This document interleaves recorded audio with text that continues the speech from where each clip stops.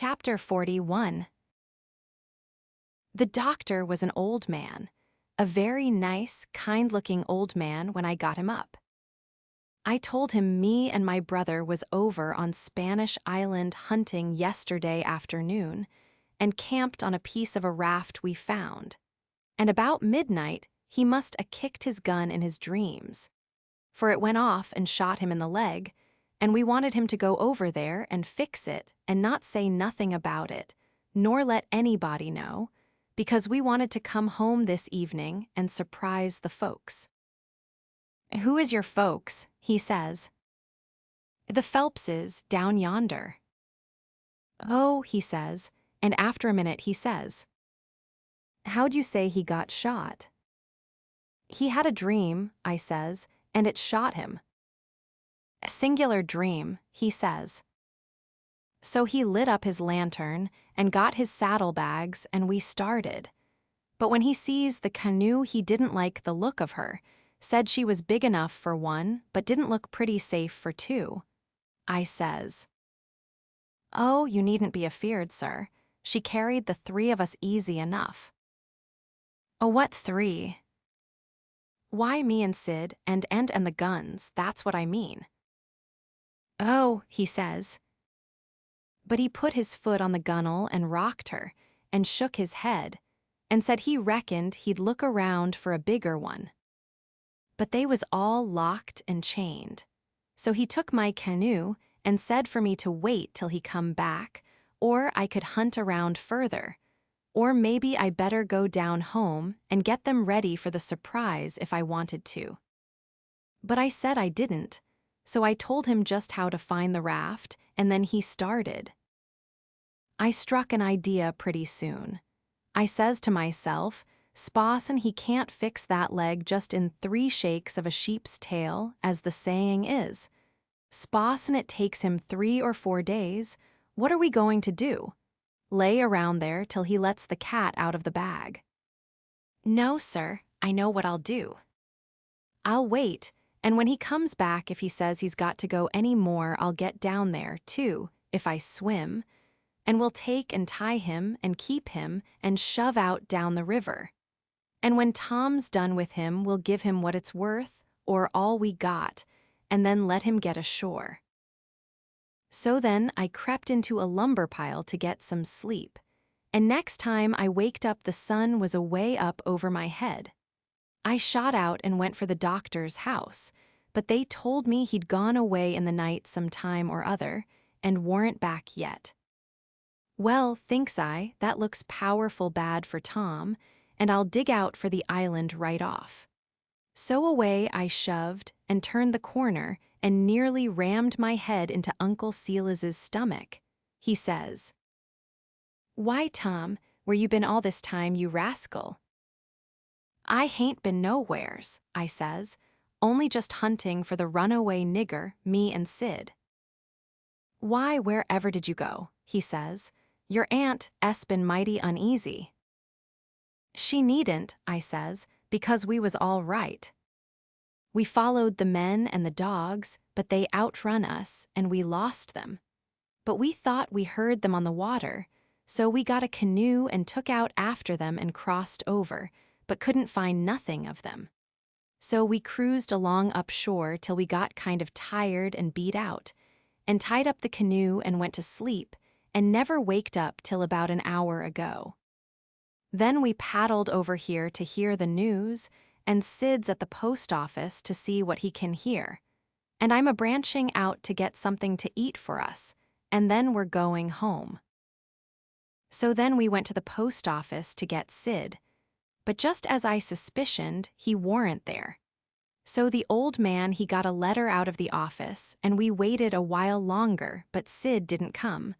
So the old man said, "Come along, let Sid foot it home or canoe it when he got done fooling around, but we would ride."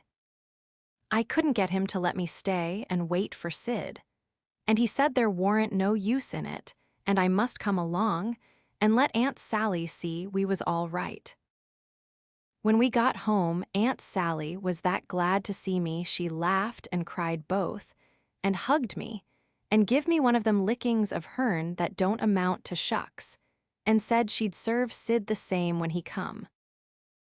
And the place was plumb full of farmers and farmers' wives, to dinner, and such another clack a body never heard.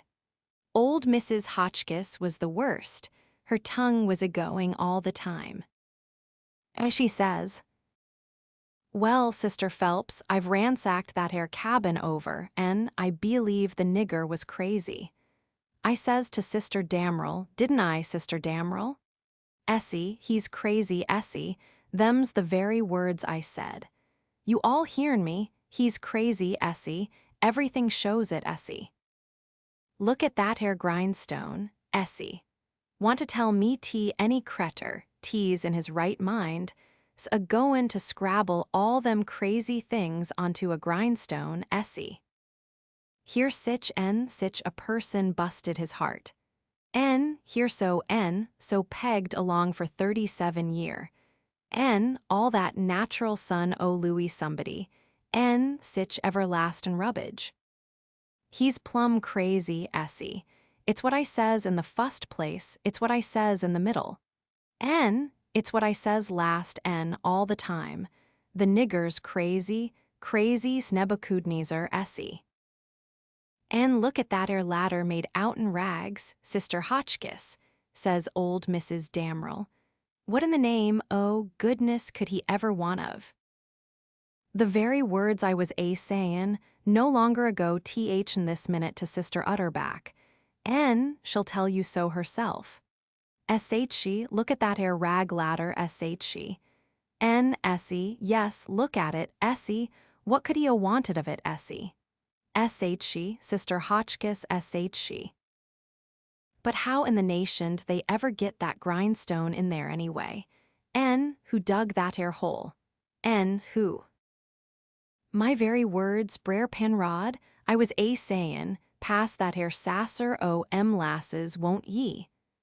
I was sayin' to Sister Dunlap, just this minute, how did they get that grindstone in there, Essie? Without help, mind you, 'thout help. Thars were T's. Don't tell me, Essie, there was help, Essie. There was a plenty help, too, Essie. There's been a dozen helpin' that nigger. I lay I'd skin every last nigger on this place, but I'd find out who done it, Essie. Moreover, Essie. A dozen, says you? 40 couldn't 'a' done everything that's been done. Look at them case knife saws and things, how tedious they've been made. Look at that bed leg sawed off with a week's work for 6 men. Look at that nigger made out'n straw on the bed, and look at. You may well say it, Brer Hightower. It's just as I was sayin' to Brer Phelps his own self. What do you think of it, Sister Hotchkiss, Think o' what Brer Phelps, Essie. Think o' that bed leg sawed off that away, Think of it, Essie. I lay it never sawed itself off, Essie. Somebody sawed it, Essie. That's my opinion, take it or leave it. It mayn't be no count, Essie, but sich as is, it's my opinion, Essie. If any body can start a better one, Essie, let him do it, Essie, that's all. I says to Sister Dunlap, Essie. Why, dog my cats, they must have been a houseful o' niggers in there every night for 4 weeks to 'a done all that work, Sister Phelps. Look at that shirt, every last inch of it kivered over with secret African written done with blood. Must have been a raft UVM at it right along all the time a'most. Why, I'd give $2 to have it read to me. As for the niggers that wrote it, I low I'd take M. Teal. People to help him, Brother Marples. Well, I reckon you'd think so if you'd 'a been in this house for a while back. Why, they've stole everything they could lay their hands on, and we a watching all the time, mind you. They stole that shirt right off the line. And as for that sheet they made the rag ladder out of, there ain't no telling how many times they did steal that. And flour and candles and candlesticks and spoons and the old warming pan, and most 1,000 things that I disremember now, and my new calico dress. And me and Silas and my Sid and Tom on the constant watch day and night, as I was a-telling you, and not a one of us could catch hide nor hair nor sight nor sound of them. And here at the last minute, lo and behold you, they slides right in under our noses and fools us. And not only fools us, but the Injun Territory robbers too, and actually gets away with that nigger safe and sound. And that with 16 men and 22 dogs right on their very heels at that very time. I tell you, it just bangs anything I ever heard of. Why, sperrits couldn't have done better and been no smarter. And I reckon they must have been sperrits, because you know our dogs, and there ain't no better. Well, them dogs never even got on the track of M once. You explain that to me if you can, any of you. Well, it does beat. Laws alive, I never. So help me, I wouldn't a be. House thieves as well as. Goodness gracious sakes, I'd a been afeared to live in sich a. Fraid to live. Why, I was that scared I dasn't hardly go to bed, or get up, or lay down, or set down, Sister Ridgway. Why, they'd steal the why, goodness sakes, you can guess what kind of a fluster I was in by the time midnight come last night. I hope to gracious, if I warn't afraid they'd steal some o' the family. I was just to that pass, I didn't have no reasoning faculties no more. It looks foolish enough now in the daytime, but I says to myself, there's my 2 poor boys asleep, way upstairs in that lonesome room, and I declare to goodness I was that uneasy I crept up there and locked 'em in. I did, and anybody would. Because, you know, when you get scared that way, and it keeps running on and getting worse and worse all the time, and your wits gets to addling, and you get to doing all sorts o' wild things, and by you think to yourself, "Sposs, I was a boy and was away up there, and the door ain't locked, and you—" She stopped, looking kind of wondering, and then she turned her head around slow, and when her eye lit on me, I got up and took a walk. Says I to myself, I can explain better how we come to not be in that room this morning if I go out to one side and study over it a little. So I done it. But I dasn't go fur, or she'd a sent for me. And when it was late in the day, the people all went, and then I come in and told her the noise and shooting waked up me and Sid. And the door was locked, and we wanted to see the fun, so we went down the lightning rod, and both of us got hurt a little, and we didn't never want to try that no more. And then I went on and told her all what I told Uncle Silas before, and then she said she'd forgive us, and maybe it was all right enough anyway, and about what a body might expect of boys, for all boys was a pretty harum-scarum lot as fur as she could see. And so, as long as no harm hadn't come of it, she judged she better put in her time being grateful we was alive and well and she had us still, 'stead of fretting over what was past and done. So then she kissed me and patted me on the head and dropped into a kind of a brown study, and pretty soon jumps up and says, "Why, laws-a-mercy, it's most night and Sid not come yet. What has become of that boy?" I see my chance, so I skips up and says, "I'll run right up to town and get him," I says.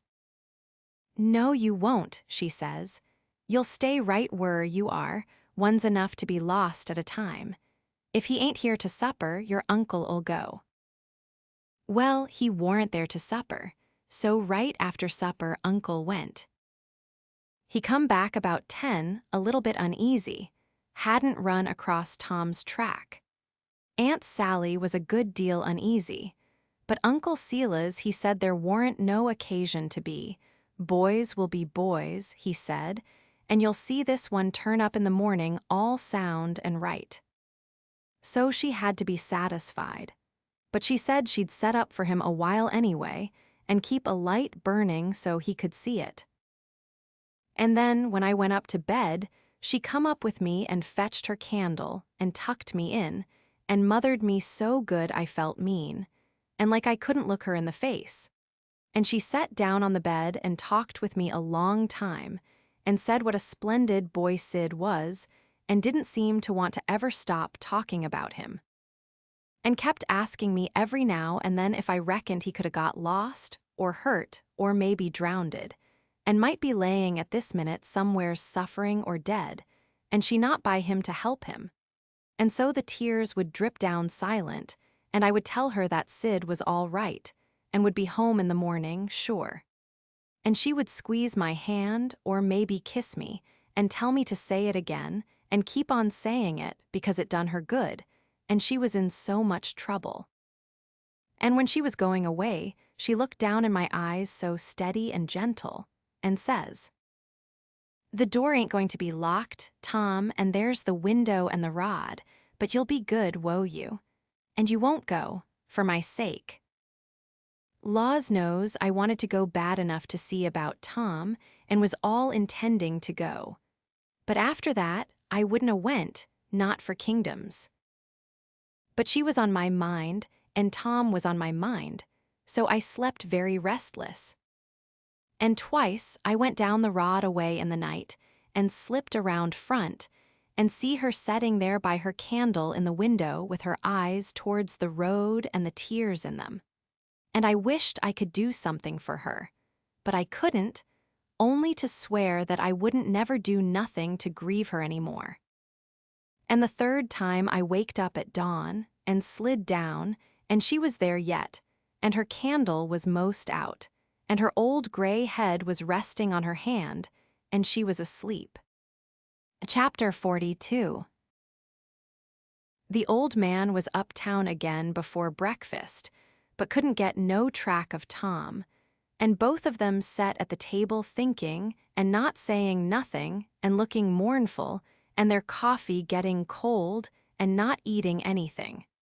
And by the old man says, "Did I give you the letter?"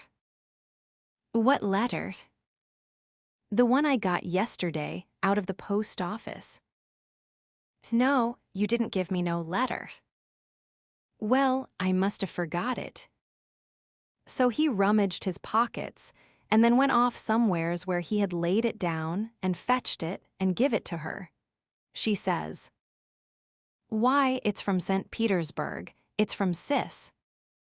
I allowed another walk would do me good, but I couldn't stir. But before she could break it open, she dropped it and run, for she sees something.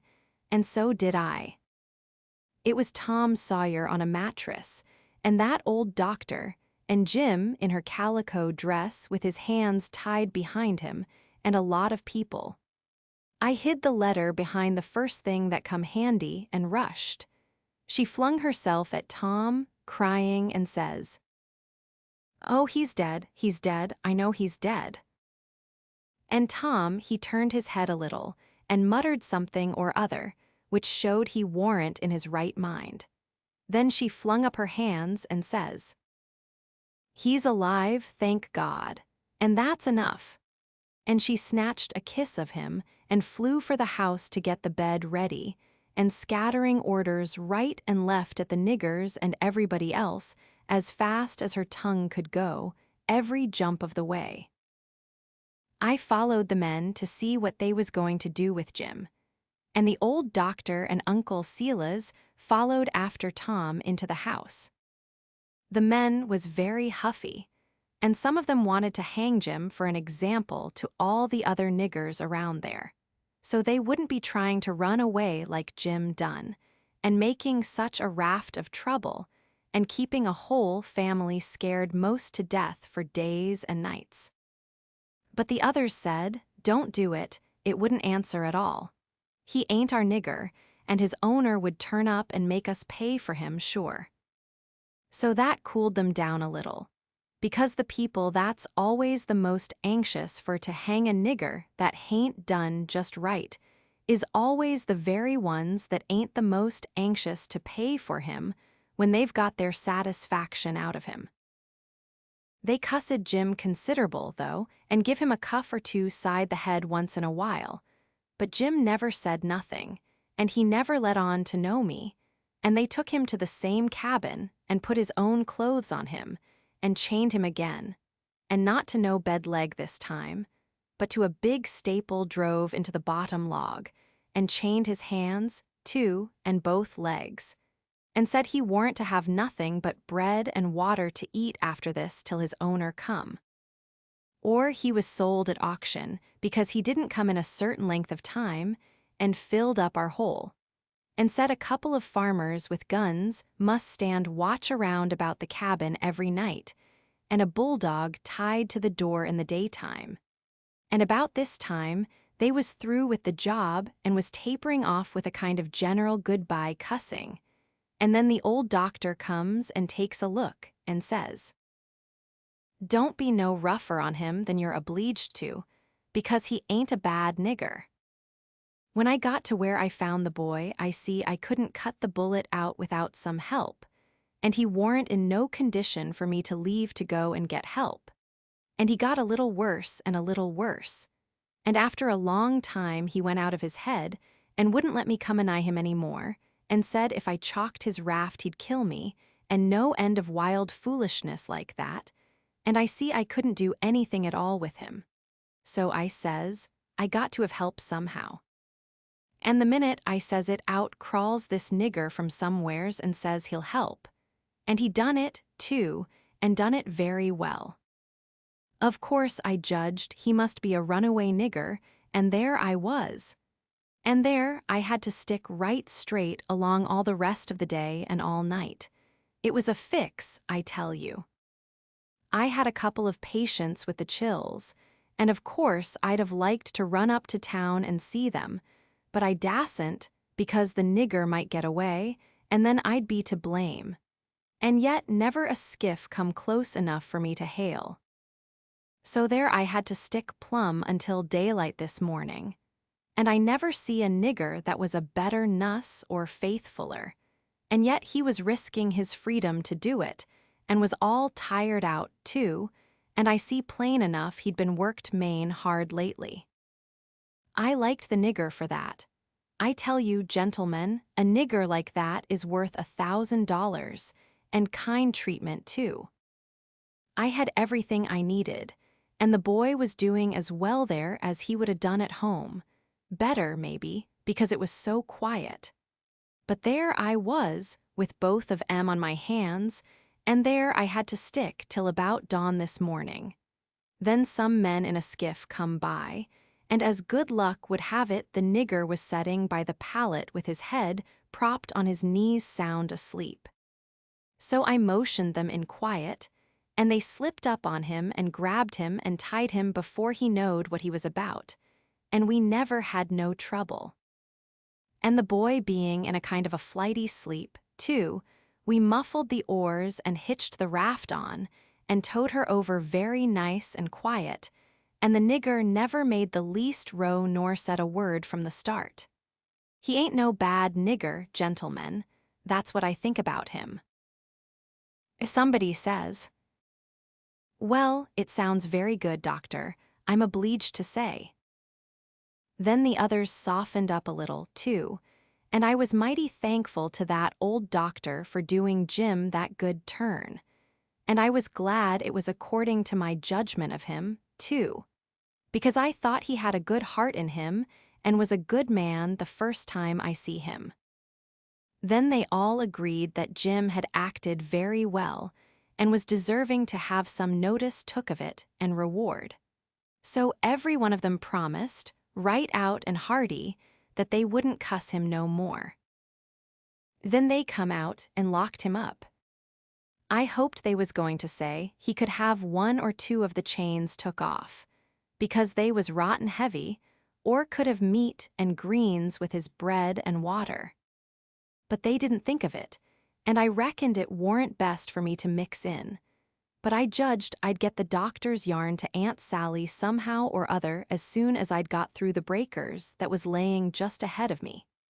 Explanations, I mean, of how I forgot to mention about Sid being shot, when I was telling how him and me put in that dratted night paddling around hunting the runaway nigger. But I had plenty time. Aunt Sally, she stuck to the sick room all day and all night, and every time I see Uncle Silas mooning around I dodged him. Next morning I heard Tom was a good deal better, and they said Aunt Sally was gone to get a nap. So I slips to the sick room, and if I found him awake I reckoned we could put up a yarn for the family that would wash. But he was sleeping, and sleeping very peaceful, too, and pale, not fire-faced the way he was when he come. So I set down and laid for him to wake. In about half an hour Aunt Sally comes gliding in, and there I was up a stump again. She motioned me to be still, and sat down by me, and begun to whisper, and said we could all be joyful now, because all the symptoms was first-rate, and he'd been sleeping like that for ever so long, and looking better and peacefuller all the time, and 10 to 1 he'd wake up in his right mind. So we sat there watching, and by he stirs a bit, and opened his eyes very natural, and takes a look and says, "Hello, why I'm at home, how's that, where's the raft?" "It's all right," I says. "And Jim?" "The same," I says, but couldn't say it pretty brash. But he never noticed, but says, "Good, splendid, now we're all right and safe, did you tell Auntie?" I was going to say yes, but she chipped in and says, "About what, Sid?" "Why, about the way the whole thing was done." "What whole thing?" "Why, the whole thing. There ain't but one. How we set the runaway nigger free, me and Tom." "Good land, set the run, what is the child talking about? Dear, dear, out of his head again." "No, I ain't out of my head, I know all what I'm talking about. We did set him free, me and Tom. We laid out to do it, and we done it. And we done it elegant, too. He'd got a start, and she never checked him up, just set and stared and let him clip along, and I see it warn't no use for me to put in. Why, Auntie, it cost us a power of work, weeks of it, hours and hours, every night, whilst you was all asleep. And we had to steal candles, and the sheet, and the shirt, and your dress, and spoons, and tin plates, and case knives, and the warming pan, and the grindstone, and flour, and just no end of things. And you can't think what work it was to make the saws, and pens, and inscriptions, and one thing or another, and you can't think half the fun it was. And we had to make up the pictures of coffins and things, and non-namus letters from the robbers, and get up and down the lightning rod, and dig the hole into the cabin, and made the rope ladder and send it in cooked up in a pie, and send in spoons and things to work with in your apron pocket. Mercy sakes. And load up the cabin with rats and snakes and so on, for company for Jim. And then you kept Tom here so long with the butter in his hat that you come near spiling the whole business, because the men come before we was out of the cabin, and we had to rush, and they heard us and let drive at us, and I got my share, and we dodged out of the path and let them go by. And when the dogs come they warn't interested in us, but went for the most noise, and we got our canoe and made for the raft and was all safe, and Jim was a free man, and we done it all by ourselves, and was it bully? Auntie. Well, I never heard the likes of it in all my born days. So it was you little rapscallions, that's been making all this trouble, and turned everybody's wits clean inside out, and scared us almost to death. I've as good a notion as ever I had in my life to take it out you this very minute. To think, here I've been, night after night, you just get well once, you young scamp, and I lay I'll tan the old Harry out both ye. But Tom, he was so proud and joyful, he just couldn't hold in, and his tongue just went it. She a-chipping in, and spitting fire all along, and both of them going it at once, like a cat convention, and she says, "Well, you get all the enjoyment you can out of it now. For mind, I tell you, if I catch you meddling with him again." "Meddling with who?" Tom says, dropping his smile and looking surprised. "With who? Why, the runaway nigger, of course. Who'd you reckon?" Tom looks at me very grave and says, "Tom, didn't you just tell me he was all right? Hasn't he got away?" "Him," says Aunt Sally, "the runaway nigger? 'Deed he hasn't. They've got him back, safe and sound, and he's in that cabin again, on bread and water, and loaded down with chains, till he's claimed or sold." Tom rose square up in bed, with his eye hot, and his nostrils opening and shutting like gills, and sings out to me, "They hain't no right to shut him up. Shove, and don't you lose a minute. Turn him loose. He ain't no slave. He's as free as any cretur that walks this earth." "What does the child mean?" "I mean every word I say, Aunt Sally, and if somebody don't go, I'll go. I've knowed him all his life, and so has Tom there. Old Miss Watson died 2 months ago, and she was ashamed she ever was going to sell him down the river, and said so, and she set him free in her will." "Then what on earth did you want to set him free for, seeing he was already free?" "Well, that is a question, I must say, and just like women. Why, I wanted the adventure of it, and I'd a waded neck-deep in blood to, goodness alive, Aunt Polly. If she warn't standing right there, just inside the door, looking as sweet and contented as an angel half full of pie, I wish I may never." Aunt Sally jumped for her and most hugged the head off of her and cried over her, and I found a good enough place for me under the bed, for it was getting pretty sultry for us, seemed to me. And I peeped out, and in a little while Tom's Aunt Polly shook herself loose and stood there looking across at Tom over her spectacles, kind of grinding him into the earth, you know. And then she says, "Yes, you better turn your head away. I would if I was you, Tom." "Oh, dearie me," says Aunt Sally, "is he changed so? Why, that ain't Tom, it's Sid. Tom's. Why, where is Tom? He was here a minute ago." "You mean where? Huck Finn. That's what you mean. I reckon I hain't raised such a scamp as my Tom all these years not to know him when I see him. That would be a pretty howdy-do. Come out from under that bed, Huck Finn." So I done it, but not feeling brash. Aunt Sally, she was one of the mixed-up-hest-looking persons I ever see. Except one, and that was Uncle Sila's, when he come in and they told it all to him.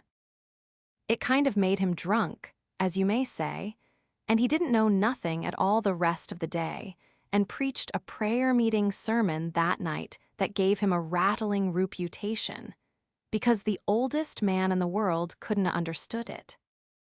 So Tom's Aunt Polly, she told all about who I was and what, and I had to up and tell how I was in such a tight place that when Mrs. Phelps took me for Tom Sawyer, she chipped in and says, "Oh, go on and call me Aunt Sally. I'm used to it now, and 'tain't no need to change." That when Aunt Sally took me for Tom Sawyer, I had to stand it. There warn't no other way, and I knowed he wouldn't mind, because it would be nuts for him, being a mystery, and he'd make an adventure out of it and be perfectly satisfied. And so it turned out, and he let on to be Sid, and made things as soft as he could for me. And his Aunt Polly, she said Tom was right about old Miss Watson setting Jim free in her will. And so, sure enough, Tom Sawyer had gone and took all that trouble and bother to set a free nigger free. And I couldn't ever understand before, until that minute and that talk, how he could help a body set a nigger free with his bringing up. Well, Aunt Polly, she said that when Aunt Sally wrote to her that Tom and Sid had come all right and safe, she says to herself, "Look at that now. I might have expected it, letting him go off that way without anybody to watch him. So now I got to go and traps all the way down the river, 1,100 mile, and find out what that creeter's up to this time, as long as I couldn't seem to get any answer out of you about it. Why, I never heard nothing from you, says Aunt Sally. Well, I wonder. Why, I wrote you twice to ask you what you could mean by Sid being here. Well, I never got him, sis.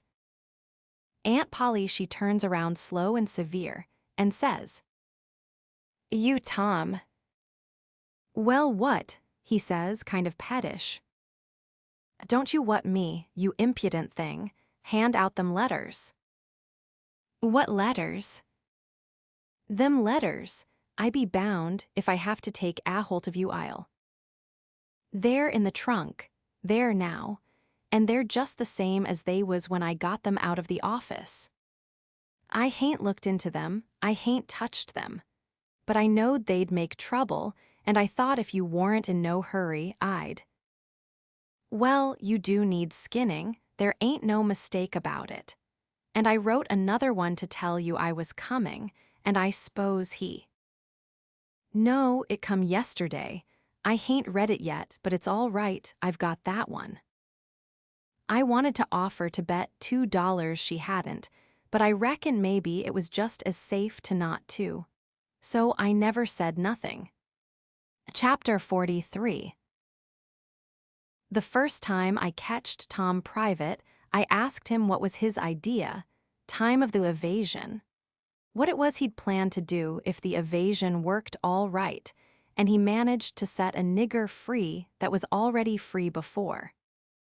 And he said, what he had planned in his head from the start, if we got Jim out all safe, was for us to run him down the river on the raft and have adventures plumb to the mouth of the river, and then tell him about his being free, and take him back up home on a steamboat in style, and pay him for his lost time, and write word ahead and get out all the niggers around, and have them waltz him into town with a torchlight procession and a brass band. And then he would be a hero, and so would we. But I reckoned it was about as well the way it was. We had Jim out of the chains in no time, and when Aunt Polly and Uncle Silas and Aunt Sally found out how good he helped the doctor nurse Tom, they made a heap of fuss over him and fixed him up prime, and give him all he wanted to eat, and a good time, and nothing to do. And we had him up to the sick room and had a high talk, and Tom give Jim $40 for being prisoner for us so patient, and doing it up so good, and Jim was pleased most to death, and busted out and says, Da now, Huck, what I tell you up da on Jackson Islin. I tole you I got a Harry Brias, and what's to sign on it, and I tole you I been rich onct, and gwinter to be rich again, and it's come true, and he she is. Da now, don't talk to me, signs is signs, mine I tell you. And I knowed just, swell, at I gwinter be rich again as I's a stannin' he dis minute. And then Tom, he talked along, and says, Liz all three slide out of here one of these nights and get an outfit, and go for howling adventures amongst the Injuns, over in the territory, for a couple of weeks or two. And I says, all right, that suits me, but I ain't got no money for to buy the outfit, and I reckon I couldn't get none from home, because it's likely Pap S been back before now, and got it all away from Judge Thatcher and drunk it up. No, he hain't, Tom says. It's all there yet, $6,000 and more, and your Pap hain't ever been back since. Hadn't when I come away anyhow. Jim says, kind of solemn, he ain't a common back no mo, Huck. I says, why, Jim? Nemin why, Huck, but he ain't common back no mo. But I kept at him, so at last he says, Don't you 'member de house dat was floatin' down de river, and day was a man in da, kivered up, and I went in and unkivered him and didn't let you come in. Well, den, You kin get money when you wants it, case dat was him. Tom's most well now, and got his bullet around his neck on a watch guard for a watch, and is always seeing what time it is.